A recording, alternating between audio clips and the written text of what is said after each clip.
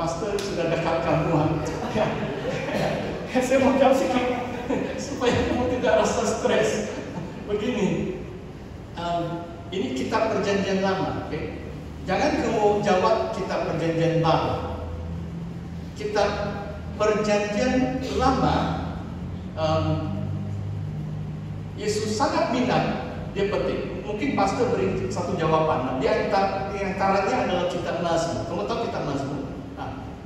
Tuhan gembalaku yang baik itu salah satu kitab perjanjian lama.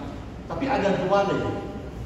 Ya, siapa boleh jawab? Ya, saya tidak mau kasih tunjuk. Kamu terus stres tuh kalau coba kamu jawab. Kalau salah tidak apa, tidak kena marah, masih boleh makan nanti.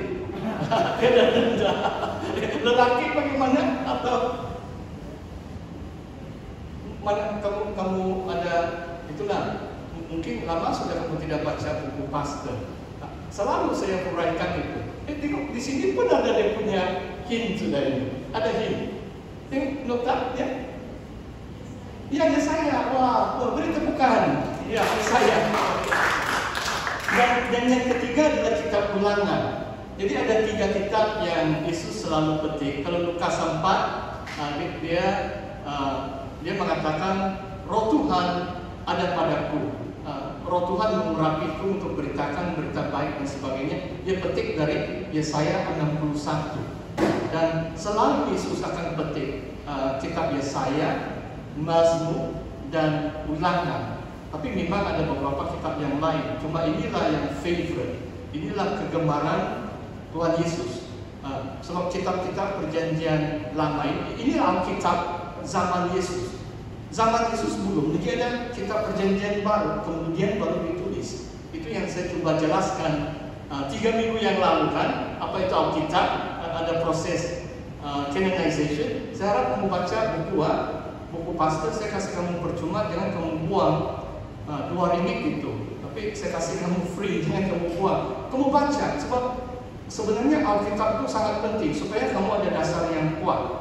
Lain kali kawan kamu tanya, apa itu Alkitab? Mungkin kalau kamu sudah baca, memahami, senang kamu beri jawaban. Oke? Mungkin cukup. Yang dipilih itu, apakah maksudnya? Kenapa Yesus disebut sebagai yang dipilih? Maksudnya dia unik, dia istimewa, dia terpilih, dia pilihan Tuhan. Wah, itu luar biasa. Dan sebenarnya dalam Yohanes 15, Tuhan Yesus mengatakan seperti ini, bukan kamu yang memilih aku, tetapi aku memilih kamu. Maksudnya kita juga orang pilihan dia. We are also His chosen ones. Tetapi Tuhan Yesus memang istimewa lah. Sebab Allah Bapa dari kekekalan sudah menentukan atau memilih Tuhan Yesus adalah the chosen one. Mungkin itu cukup. Nanti kamu baca. Jadi kalau saya tanya kamu 2 minggu dari sekarang, jangan kamu lupa. Nanti saya akan tes kamu. Apa 3 kitab perjanjian lama yang diminati Yesus? Okay? Jangan kamu cakap Kejadian atau Keluaran, itu salah itu. Yaitu Yesaya, Mazmur, dan Ulangan. Memang Yesus selalu juga petik dari Kejadian. Sebab Kejadian mungkin nomor 4 yang diminati Yesus. Tapi the top 3 di antara Mazmur dan Yesaya, top 1 itu, yang ketiga adalah Ulangan. Kalau secara berapa kerap kali Yesus memetik ayat-ayat, bila dia berdebat dengan orang Farisi, bila dia mengajar murid-muridnya, banyak kali Yesus akan mengatakan sesuatu firman Tuhan di dalam kitab perjanjian lama. Oke, sekarang nomor 4. Memang saya lihat pada masa dia itu, sekarang Mesias. Saya beri perkataan dulu pada kecil sedikit, tapi ini penting. Sebab saya lihat inilah waktu kamu masih remaja atau pemuda-pemudi, kamu harus paham apa itu Mesias. Selalu orang Kristen dalam doa atau dalam khotbah kamu dengar itu khotbah sebut Mesias. Oke, saya jelaskan saja, bukan satu perkataan yang terlalu sukar untuk kita mengerti. Dalam bahasa Ibrani-nya adalah Mashiach. Boleh sebut Mashiach. Memang ada susah sedikit ini, sebab kalau Ibrani ada keras sedikit. 1, 2, Mashiach. Macam belum lagi. Mashiach. Itu misalnya itu Mashiach. 1, 2, Mashiach. Ya. Jadi itu adalah Mesias. Kalau bahasa Yunani, Kristos, sedang sedikit. 1, 2, Kristos. Itulah sebabnya Yesus dipanggil sebagai Yesus Kristus, kan? Dari Kristos. Apakah maksudnya Yesus Kristus? Kristos sudah menjadi nama kepada Yesus. Selalu ada gantingan dua nama. Bukan hanya Yesus, tetapi Yesus Kristus. Sebab dia adalah Kristos dalam bahasa Yunani dia. Maksudnya Mesias atau Mashiach dalam Ibrani atau Kristos dalam Yunani adalah diurapi dengan Roh Allah. Itu arti dasarnya.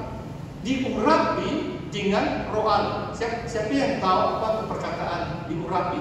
Sebab kadang-kadang itulah istilah semua ini pun harus dijelaskan.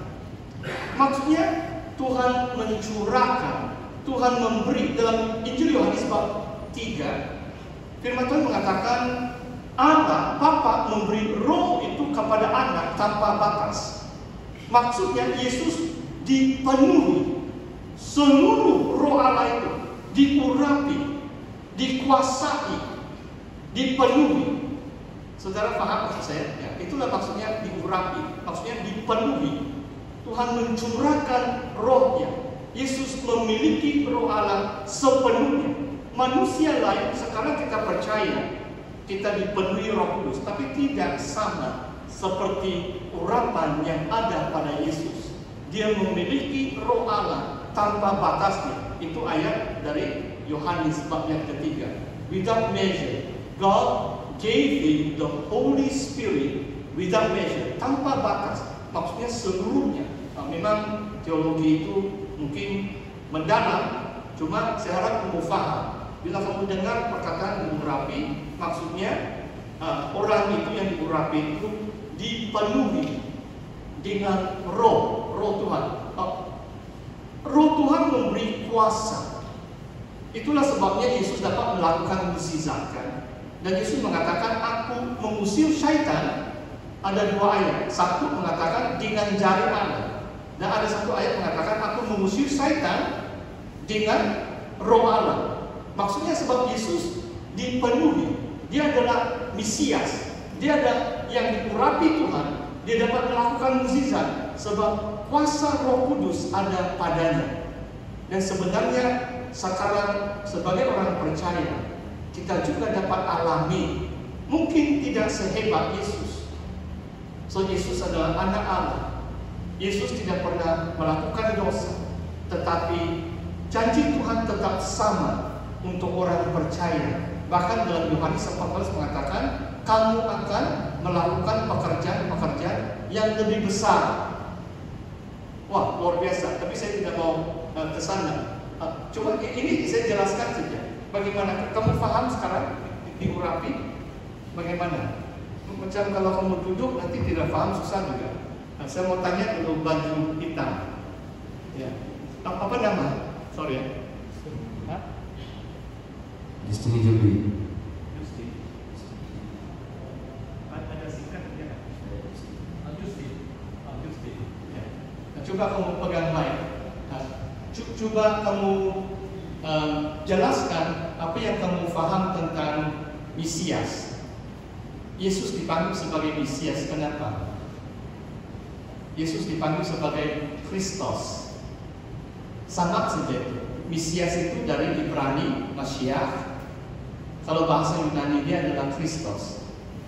Kenapa Yesus dipanggil sebagai Mesias? Pastor sudah jelaskan tadi, tapi kamu coba kasih secara ringkas. Boleh? Bagaimana? Apa yang dimaksudkan diurapi? Mesias itu diurapi. Diurapi itu apa? Bagaimana? Ada yang boleh bantu? Ya.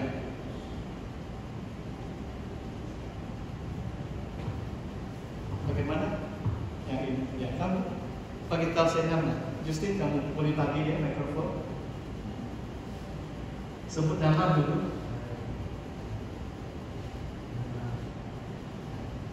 Nama saya Kristiansen. Oh, Kristiansen.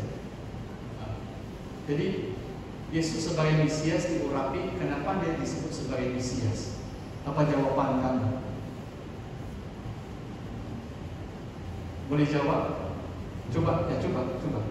Hah? Oh, tidak boleh. Oh, oke. Wah, saya rasa pastor perlu berhenti ya. Macam saya sudah banyak cakap, tapi kalau kamu tidak paham, lain juga ini. Nanti kamu kena ujian tidak lulus, saya yang malu sebab saya mengajar. belum kamu mengerti.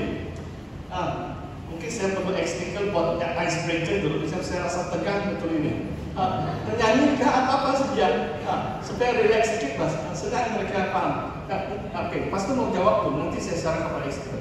Ya, perkataan Mesias diurapi, maksudnya dipenuhi Roh Allah, dipenuhi Roh Kudus. Mesias. Perkataan Mesias itu adalah diurapi. Diurapi maksudnya penuh Roh Tuhan. Memang saya tahu kalau Roh Tuhan pun mungkin kamu perlu belajar, tapi kamu perlu ingat.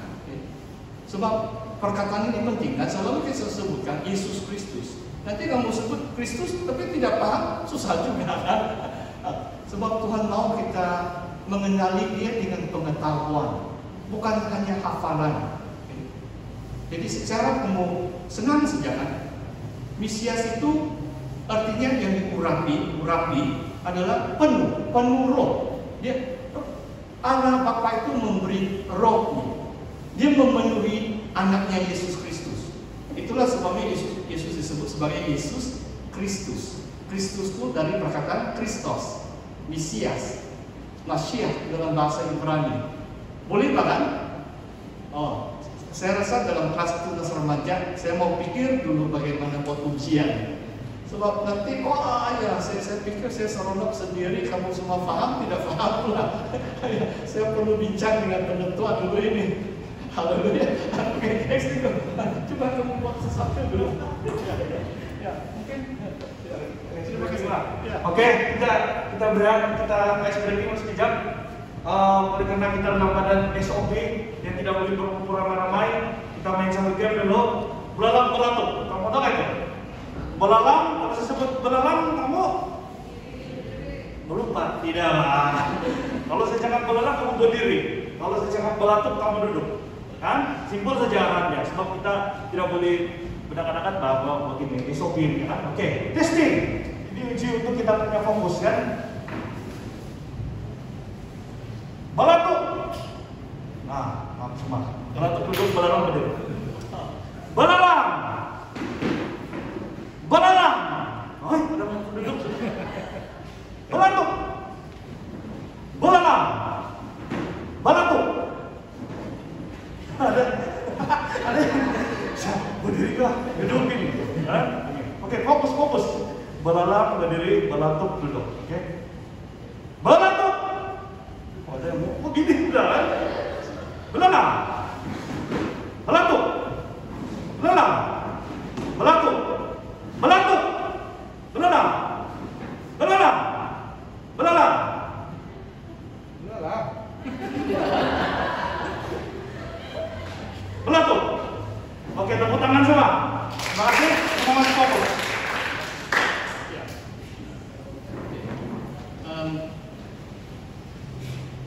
Saya rasa mungkin karena akan aku sedikit masa untuk saya jelaskan ini supaya jangan saya pergi terlalu jauh, nanti kamu tidak begitu mengerti. Begini, nanti kita akan sambung 2 minggu dari sekarang yang tajuk ini supaya banyak masa